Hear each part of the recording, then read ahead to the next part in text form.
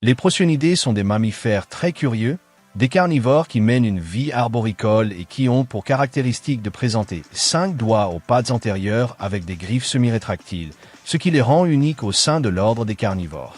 Cette particularité, ainsi que le fait qu'on ne les trouve que sur le continent américain, à l'exception du panda roux, contribuent à leur singularité.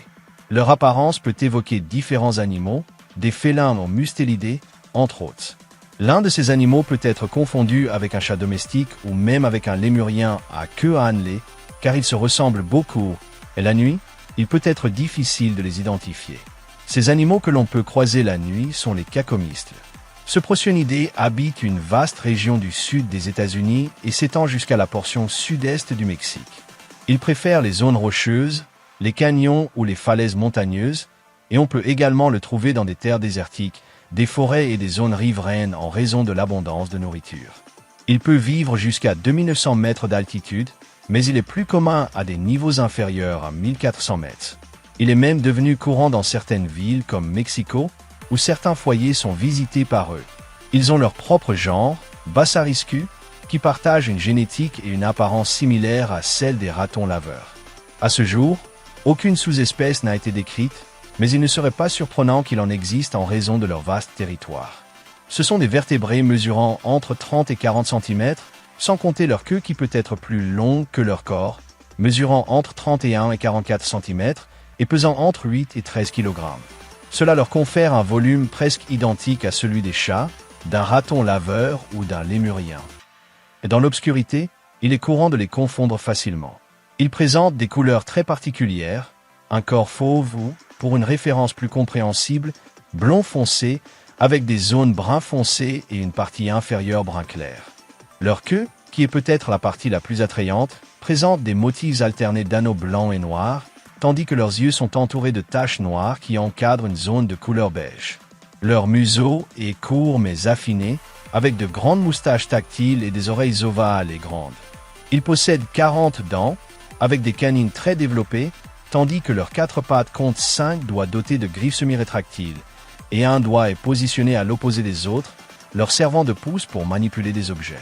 Leur dimorphisme sexuel est très difficile à percevoir, car ils sont très similaires entre eux, la différence résidant dans leurs organes sexuels externes, ce qui rend le sexage très difficile sans manipulation. Ce sont des mammifères nocturnes, principalement actifs la nuit et occasionnellement au crépuscule, consacrant l'essentiel de leur pic d'activité à la recherche de nourriture. On les voit rarement en groupe, car ils sont solitaires, passant la majeure partie de leur temps à grimper, étant également arboricoles. Ils présentent plusieurs adaptations pour cela. Une longue queue qui leur permet de maintenir l'équilibre sur des branches fines, le nombre de doigts et le caractère semi-rétractile de leurs griffes, et leurs chevilles peuvent pivoter de 180 degrés, ce qui leur permet d'effectuer des ascensions et descentes rapides sur presque tous les types de surfaces, pouvant même escalader des parois très rapprochées en pressant leurs 4 pattes d'un côté et leur dos de l'autre.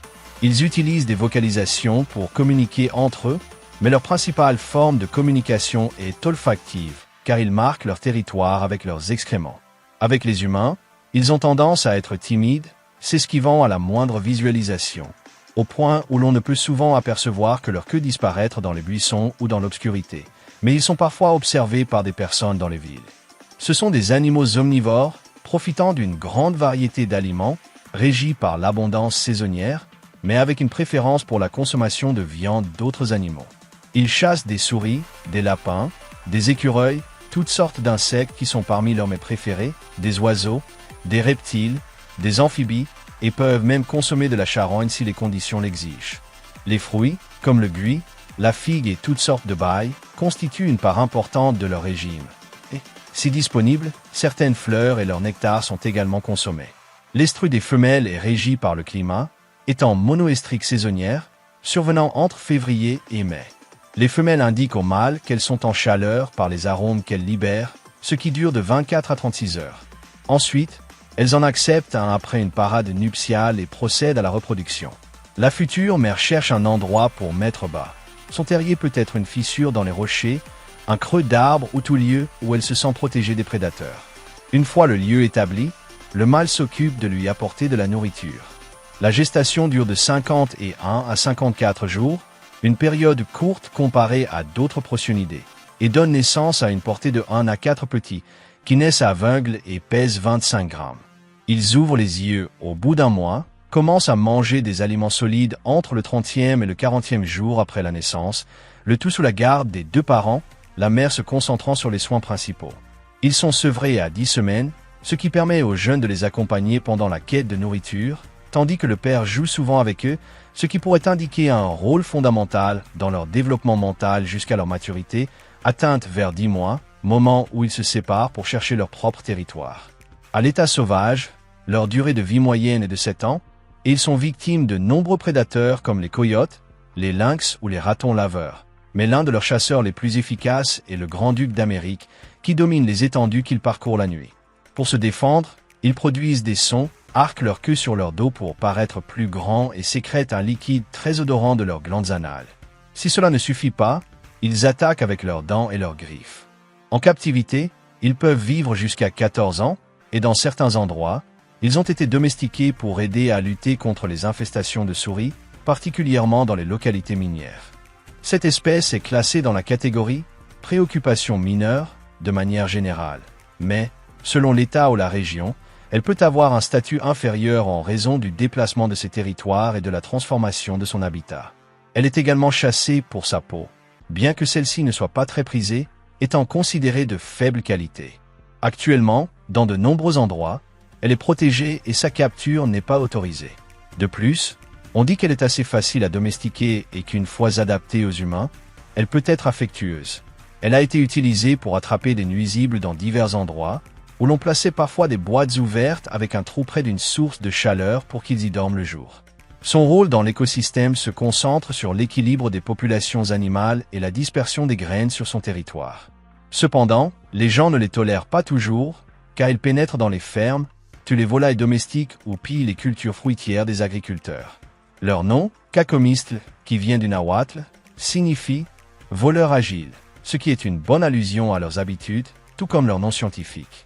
Un animal qui peut être confondu par nos yeux, peu habitué à le voir, car il a tendance à être très timide, mais l'histoire raconte que lorsqu'il s'adapte à une personne, il peut se montrer très reconnaissant. Un mammifère à la queue spectaculaire qui a l'apparence de nombreux animaux, voilà ce que sont les cacomistles. J'espère que la vidéo vous a plu. Si c'est le cas, mettez un like. Si vous connaissez quelqu'un à qui cela pourrait plaire, partagez-la sur vos réseaux sociaux et n'oubliez pas de vous abonner si vous aimez les animaux. Si vous avez une question, une suggestion ou simplement envie de commenter quelque chose, n'hésitez pas à le faire dans la boîte de commentaires.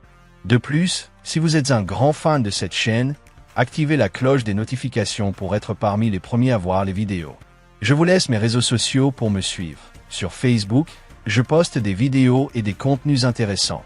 Sur Instagram, je publie des photos de choses fascinantes. Et sur Twitter, vous trouverez un résumé de toute mon activité. Vous pouvez les trouver dans la description de cette vidéo. J'ai également une page Patreon où les gens peuvent soutenir ce projet et le faire grandir plus rapidement. Vous y verrez les récompenses qui pourraient vous convenir ou vous plaire, également disponibles dans la description. Pour toutes les personnes qui ne comprennent pas l'espagnol, je vous rappelle que vous pouvez profiter de toutes les vidéos sous-titrées en anglais, allemand, français, italien, coréen, japonais, portugais, russe et hindi. Passez aussi sur ma chaîne City Gamer, où je poste des gameplays, des personnages de comics et pratiquement toute idée qui me traverse l'esprit pour en faire une vidéo. Merci beaucoup d'avoir regardé cette vidéo. À bientôt.